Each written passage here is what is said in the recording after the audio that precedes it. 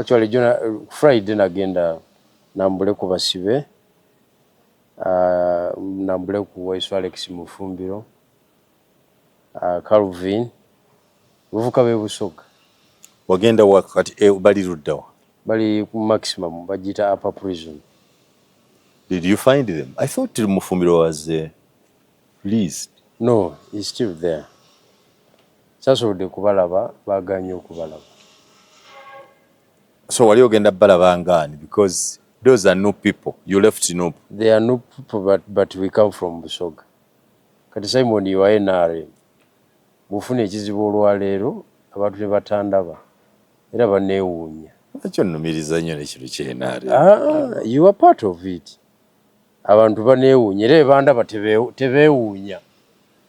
Kyange musajja abeera nayo. Bwe batye boogera ensonga zaabwe. Kati, can you separate me with Waisu Alex Mufumbiro, regardless of the circumstances? You are one and the same. It is impossible. To me, it is impossible. Munno. Yali mukwano gwange. Bakola yanvuma naye. He was my friend and I had known him for so long.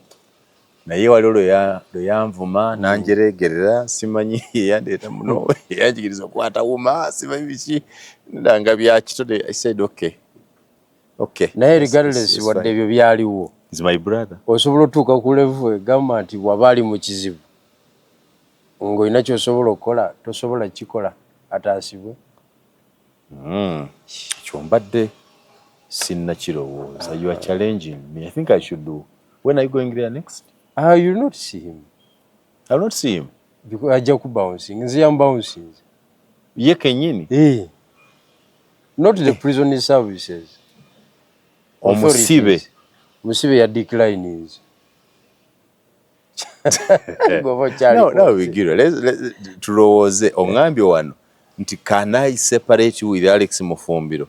Now omusibe ye kenyini rejected okulaba, which means nange bwe ngendayo ajaggaana. Ajaggaana era tumala budde.